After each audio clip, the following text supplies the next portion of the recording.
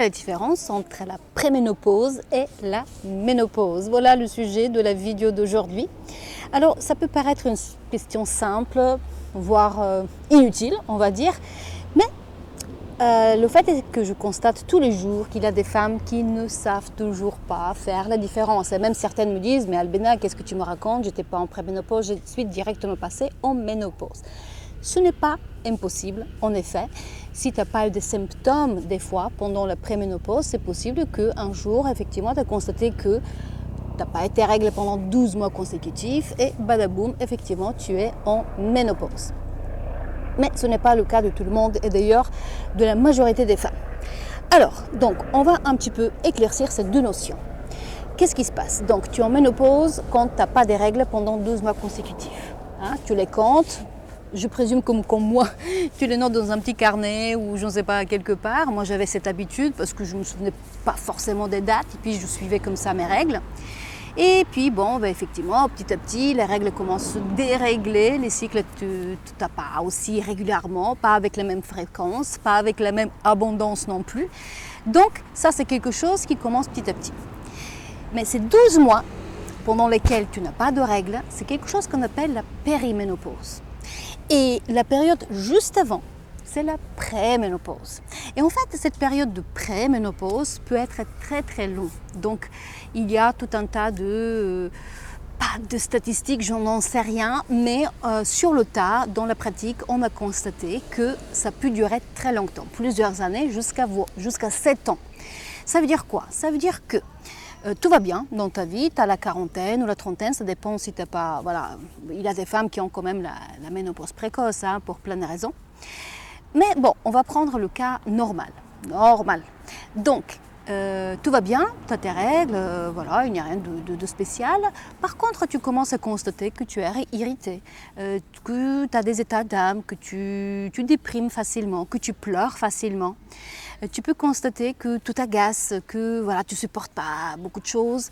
Tu peux constater que tu as pris du poids. Tu peux constater que tu as pris de la poitrine.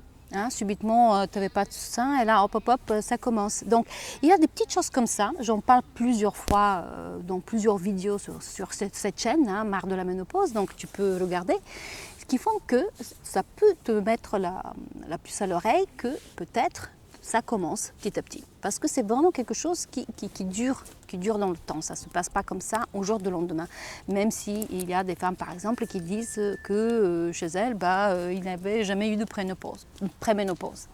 Voilà, donc ça peut être des petites choses comme ça, des symptômes. Et d'ailleurs, quelque chose que je vous dis souvent ici, c'est que tu peux avoir des symptômes qui sont plus violents pendant la préménopause, par exemple des bouffées de chaleur notamment, et qui se atténuisent, des symptômes après, se atténuisent pendant la ménopause. Par exemple, moi en préménopause, j'avais beaucoup de sueur nocturne, mais vraiment, vraiment énorme. Et puis, une fois que j'étais à la ménopause, ça s'est passé et aujourd'hui, je n'ai presque plus du tout. Donc, j'aurai bientôt 57 ans, tu vois, et ça fait une dizaine d'années, 10 ans, que je suis en ménopause. Alors, donc, c'est ça la différence en fait. Préménopause, tu as toujours tes règles, d'accord? Tu peux avoir les premiers symptômes qui peuvent être de plein registre, physique, émotionnel et psychique. Donc, il ne faut pas s'étonner. Et puis, la chose que je voulais te dire, le message que je veux te faire passer, sois un petit peu curieuse vis-à-vis de toi. Observe-toi avec beaucoup de bienveillance, avec de gentillesse, avec de l'amour, si tu es encore dans la préménopause. Et dis-toi que c'est une période de toute façon inévitable, on y passe toutes par cette période, donc certaines avec plus de bonheur, d'autres avec moins de bonheur, mais enfin, c'est pas bien grave, il faut dédramatiser cette période, même si j'ai appelé cette chaîne Marre de la ménopause, parce que moi-même j'en avais vraiment, vraiment marre à certaines périodes.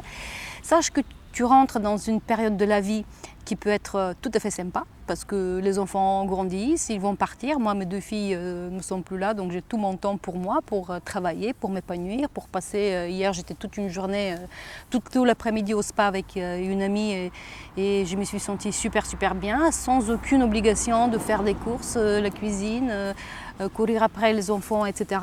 En termes de travail, je commence plutôt à voir la fin de ma carrière qu'autre chose et puis plutôt me projeter qu'est-ce que je ferai d'ici quelques années quand je ne serai pas obligée d'être salariée dans une quelconque structure et que je je serai à la retraite sans doute, et puis qu'est-ce que je vais faire? Donc c'est des questions que je commence à me poser, mais avec beaucoup de joie et avec beaucoup de légèreté. Voilà, donc s'il y a quelque chose que je peux te dire aujourd'hui, c'est vraiment de prendre cette période avec plus de légèreté, tout en s'informant. C'est important que tu saches qu'est-ce qu'il t'arrive, hein, de ne pas être dans l'ignorance. Moi-même, je ne savais absolument rien, zéro de la ménopause avant, parce qu'on ne parlait pas et on ne parle toujours pas d'ailleurs énormément. Le mot ménopause, mon Dieu, ça fait peur. Je n'en savais rien du tout et j'ai appris petit à petit. Et c'est pour cela que sur cette chaîne, comme ça, j'en parle régulièrement. Voilà ma chère, et même celle qui a marre peut-être de la ménopause comme moi, tu peux télécharger toujours mon petit cadeau qui est autour de cette vidéo ou t'inscrire à une prochaine conférence que je fais. Je fais régulièrement des webinaires, comme on dit, sur Internet, où je réponds aux questions des femmes, je traite différents sujets. Voilà. Et bien c'est tout pour aujourd'hui. Je te souhaite d'être vrai, d'être libre et puis, bien sûr, heureuse. À la prochaine vidéo. Soigne-toi bien et je te dis bye bye.